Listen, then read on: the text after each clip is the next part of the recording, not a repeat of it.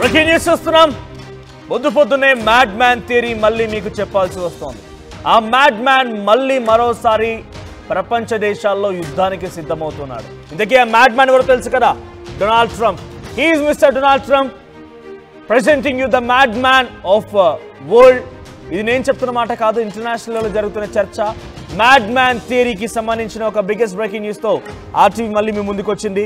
So ఇప్పటికే white house నుంచి press secretary కెర్లిన్ చాలా క్లియర్గా చెప్తున్నారు, వారానికి ఒక యుద్ధాన్ని ఆపాడు ఆయన. గెలిచిన నాటి నుంచి వారానికి ఒక యుద్ధాన్ని మొదలు పెట్టాడని చెప్పాల్సింది.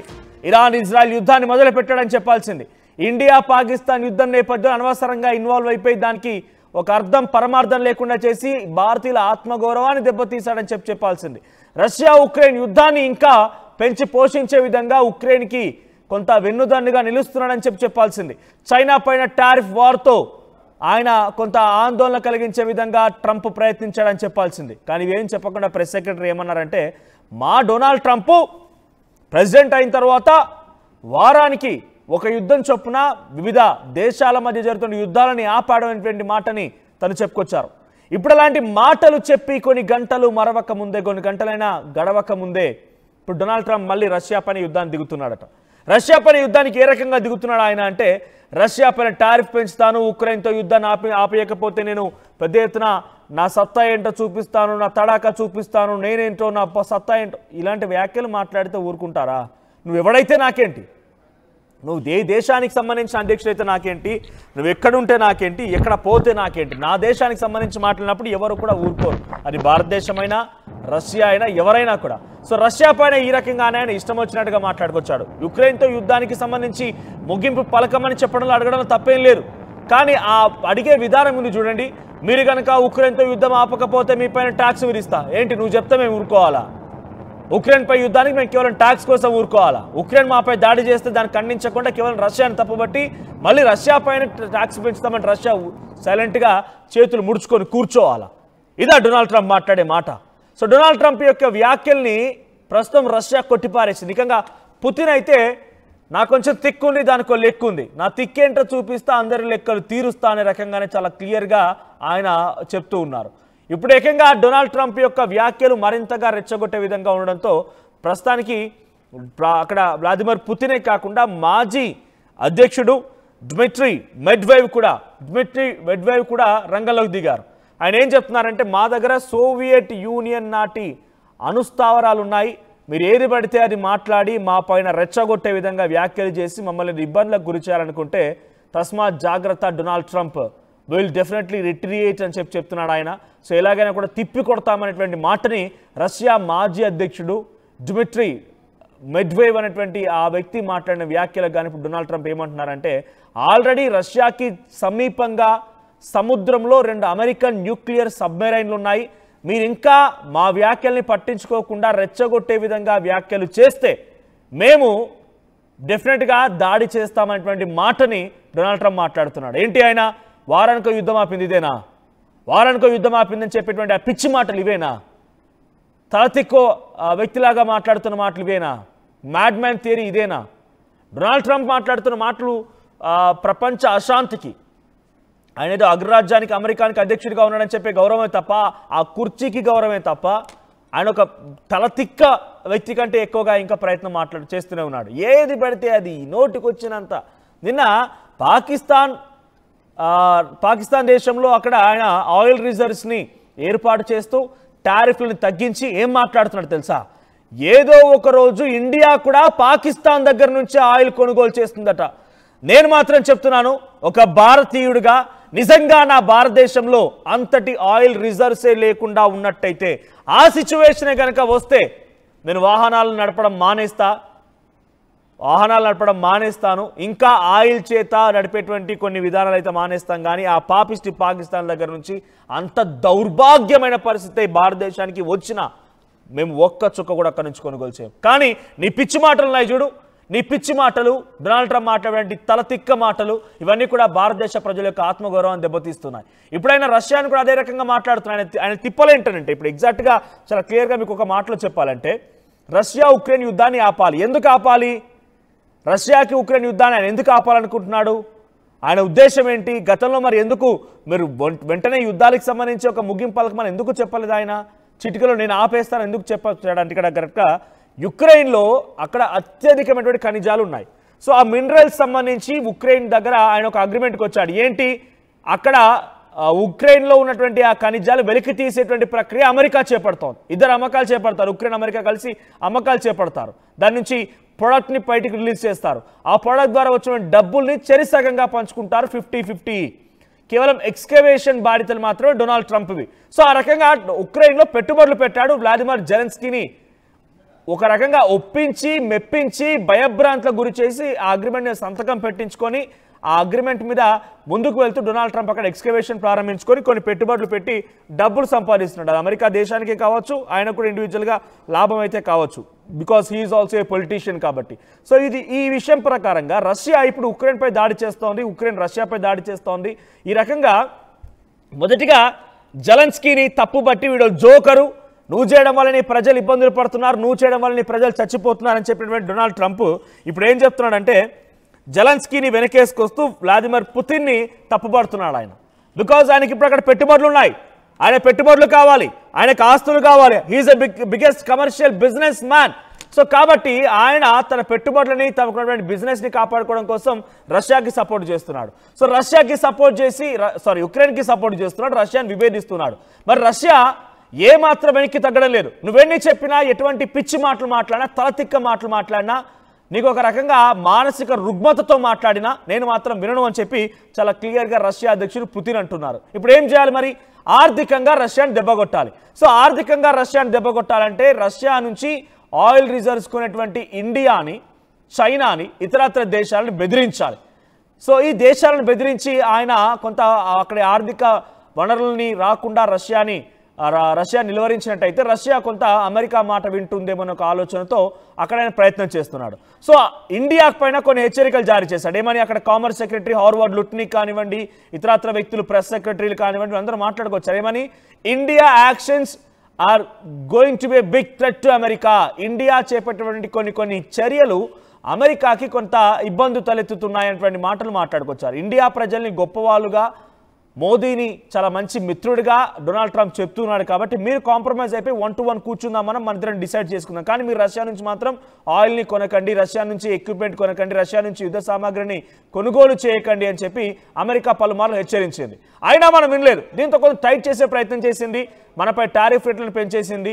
ఆ తర్వాత మన దగ్గర యాపిల్ కంపెనీ పెట్టుబడులు పెడతానంటే ఒప్పుకోలేదు, ఆయన కొంత వార్నింగ్ ఇచ్చారు. శాంసంగ్ పెట్టుబడులు పెడతానంటే ఒప్పుకోలేదు, వార్నింగ్ ఇచ్చారు. ఇలా ఏదేమైనా ఇండియాను కూడా కొంత ఆర్థికంగా దెబ్బ కొట్టాలనే ప్రయత్నం చేశాడు. అది ఏమాత్రం సఫలీకృతం కావడం లేదు. దీంతో మళ్ళీ ఏం చేశాడు? పక్కన పాకిస్తాన్, ఆయన టార్గెట్ రష్యా. సో పక్కన పాకిస్తాన్ దగ్గరికి ఏం చేశాడు? ఆయిల్ రిజర్వ్ పెంచాడు. దీంతోనైనా అమెరికాకి పాకిస్తాన్ మధ్య స్నేహం ఎక్కువ అవుతోంది కదా, మనం కొంత వింటే ట్రంప్ మనకు కూడా కొంత దగ్గరగా ఉంటాడు కదా అని చెప్పి మనం అనుకొని ట్రంప్ని చేరదీసి ట్రంప్ను దగ్గర పెట్టుకొని మనం ట్రంప్తో కొంత స్నేహం చేయాలని చెప్పి ఆయన భావించి ఉంటాడు బహుశా.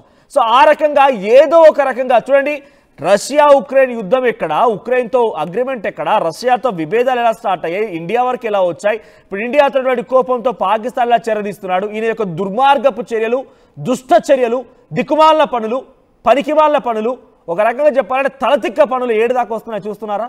ఇది చాలా క్లియర్. ఒకసారి మన ట్వీట్ చూద్దాం.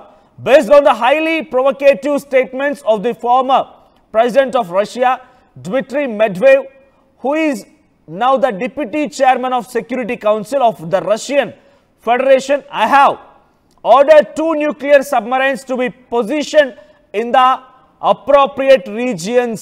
అని ఏం చెప్తున్నారు? ఈ రకంగా రష్యన్ మాజీ అధ్యక్షుడు డ్మిట్రీ మెడ్వేవ్ ప్రస్తుతం డిప్యూటీ చైర్మన్ ఆఫ్ సెక్యూరిటీ కౌన్సిల్గా ఉన్నారు. కాబట్టి ఆయన మాటలు, ఆయన ఏమన్నాడు? మా దేశం పైన ఏది పడితే అని మాట్లాడితే నాలుక చీరేస్తాను రకంగా హెచ్చరించారు. తప్ప అంటే నువ్వు ఏది పడితే అది మాట్లాడితే చూస్తూ ఊరుకోవాలా, చేతులు ముడుచుకొని కూర్చోవాలా?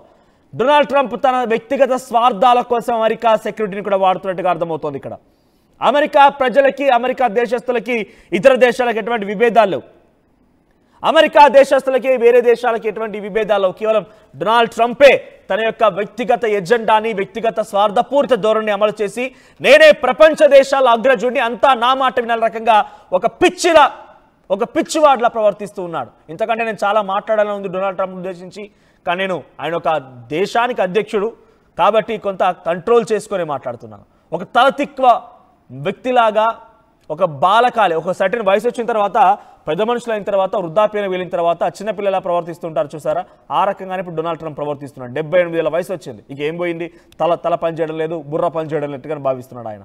సో ఆయన ఏం చెప్తున్నాడు, రష్యాకి సంబంధించిన సమీప ప్రాంతంలో నేను 2 న్యూక్లియర్ సబ్మెరైన్స్ని ఉంచండి అని చెప్పి ఆదేశించారు. పిక్చర్ మళ్ళీ ట్వీట్ ప్లే చేయండి. ఆ ట్వీట్లో appropriate submarines position at the appropriate reasons. So అక్కడ just in case these foolish and inflammatory statements are more than just that. Words are very important and can often lead to unintended consequences. I hope this will not one of those instances.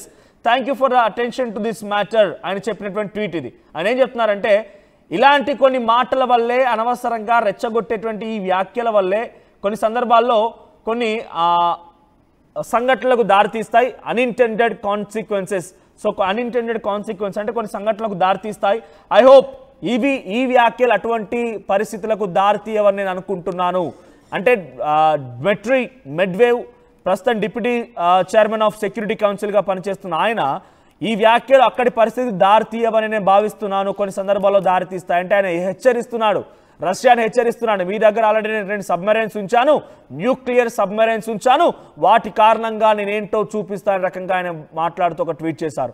ఏకంగా ఆయన వ్యాఖ్యలు కూడా మీకు వినిపిస్తాను. ఒకసారి Donald Trump ఏం మాట్లాడారో చూడండి, మళ్ళీ మనం కంటిన్యూ చేద్దాం. Well, we had to do that. We just have to be careful. And a threat was made, and we didn't think it was appropriate, so I have to be very careful. So I do that on the basis of safety for our people. A threat was made by a former president of Russia, and we're going to protect our people. We're trying to get somebody else elected. Then right after the election, I think on the 15th, November 15th, she had an $800,000 or $900,000. Oh yeah, well, we had to do that. We just have to be careful. And a threat was...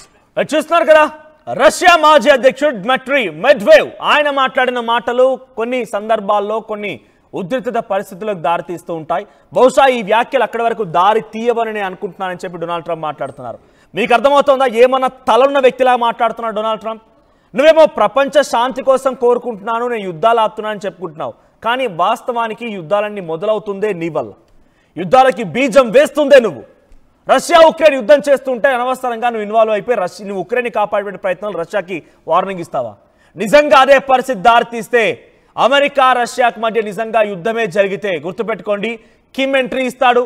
north Korea Kim డెఫినెట్గా ఇప్పటికే 12 లక్షల మంది సైన్యాన్ని Ukraine Russia బార్డర్లో already రష్యాకి పంపించాడు ఆయన. రష్యాని ఓ కంట కనిపెడుతూ తమ వైపుగా ఎటువంటి యుద్ధాలు జరగకుండా రష్యాని కాపాడేందుకు కిమ్ ప్రయత్నం చేస్తున్నాడు. నిజంగా ఇదే కనుక జరిగితే డెఫినెట్గా చైనా కూడా రంగంలోకి దిగుతుంది. ఇండియా తప్పకుండా రష్యా మిత్రత్వ దేశంగా ఉంది కాబట్టి కనీసం డైరెక్ట్గా యుద్ధ క్షేత్రంలోకి వెళ్ళకపోయినా కూడా కనీసం ఒక మెంటల్గా ఆయన సపోర్ట్ ఇచ్చే ప్రయత్నం చేస్తుంది. ఆ తర్వాత కిమ్ ఎంట్రీ ఇస్తాడు, చైనా ఎంట్రీ ఇస్తుంది, ఇరాన్తో పాటుగా 21 దేశాలు ఇస్లామిక్ దేశాలన్నీ ఉన్నాయి, ఇరానియన్ దేశాలు ఉన్నాయి. సో ఆ ఇస్లామిక్ దేశాలు మొత్తం కూడా రష్యా వైపు వెళ్ళబడే అవకాశం ఉంది. ఇది ఒక భారీ యుద్ధానికి ఇప్పటివరకు మనం చెప్పుకున్నాం, చిన్న దేశాల మధ్య యుద్ధాలు జరుగుతూ ఉంటాయి. ఉదాహరణకి ఉక్రెయిన్ చాలా పెద్ద దేశం అంటే రష్యాపై దాడి చేస్తూ ఉంది. ఇది చిన్న దేశం ఉక్రెయిన్, కానీ దీని వెనుక ఉన్నది అమెరికా లాంటి ఒక డొనాల్డ్ ట్రంప్ లాంటి ఒక స్వార్థపూరిత వ్యక్తి. మరోవైపుగా ఇజ్రాయెల్ చిన్న దేశమే, కానీ ఇరాన్ పైన పోరాడుతోంది, కారణం అమెరికా. ఇలా పలుమార్లు పలు దేశాలపైన యుద్ధాలు జరుగుతుంటే దాని వెనుక ఒక అగ్రరాజ్యం ఉండడం చాలా కామన్ గా మనం చూస్తూనే ఉన్నాం. ఇప్పుడు కూడా అటువంటిదే జరుగుతుందా అంటే డెఫినెట్గా లేదు. నిజంగా అమెరికా కనుక యుద్ధంలో దిగాల్సి వస్తే for the first time ever in the world history 2 అగ్రరాజ్యాల మధ్య యుద్ధం జరిగినటువంటి సందర్భంలో ఒక భారీ వరల్డ్ వార్కే దారితీసే అవకాశం ఉంది. నిజంగానే అమెరికా రష్యా మధ్య యుద్ధం జరగాల్సి వస్తే ఇదొక ప్రపంచ యుద్ధానికి దారితీయబోతోంది. సో నేను మళ్ళీ చాలా క్లియర్గా వన్ వర్డ్లో మీకు చెప్పే ప్రయత్నం చేస్తాను ఈరోజు ప్రజెంట్ దీనికి సంబంధించిన అప్డేట్ పైన. సో అమెరికా అధ్యక్షుడు డొనాల్డ్ ట్రంప్ ఏం చెప్తున్నాడంటే, అటు రష్యా పైన చాలా పెద్ద ఎత్తున వార్నింగ్స్ని, టారిఫ్స్ని, రకరకాలుగా ఆయన పిచ్చి మాటల్ని తిప్పికొట్టే విధంగా డ్మిట్రీ మెడ్వేవ్ అనేటువంటి రష్యా మాజీ అధ్యక్షుడు అటు ట్రంప్ని హెచ్చరించారు. మీరు మా పైన చేసేటువంటి వ్యాఖ్యలు మాకు ఇబ్బంది కలుగుతూ ఉన్నాయి, మాకు సోవియట్ యూనియన్ నాటి 2 న్యూక్లియర్ స్థావరాలు ఉన్నాయి, వాటిని మేము ప్రయోగిస్తాం, మా దగ్గర కూడా ఉందనేది గమనించండి, మీరు మమ్మల్ని హెచ్చరించకండి మాటికి అనేటువంటి విషయాన్ని ఆయన చెప్పుకొచ్చారు. ఆయన ఒక రకంగా డొనాల్డ్ ట్రంప్ని ఎత్తి చూపించే ప్రయత్నం చేశారు. దీంతో డొనాల్డ్ ట్రంప్ ఓర్చుకోలేక మేము కూడా 2 సబ్మరైన్స్ న్యూక్లియర్ సబ్మరైన్స్ రష్యాకి సమీపంగా సముద్రంలో ఉంచాము, ఏ క్షణమైనా అవి మీపై దాడి చేయొచ్చు, మీ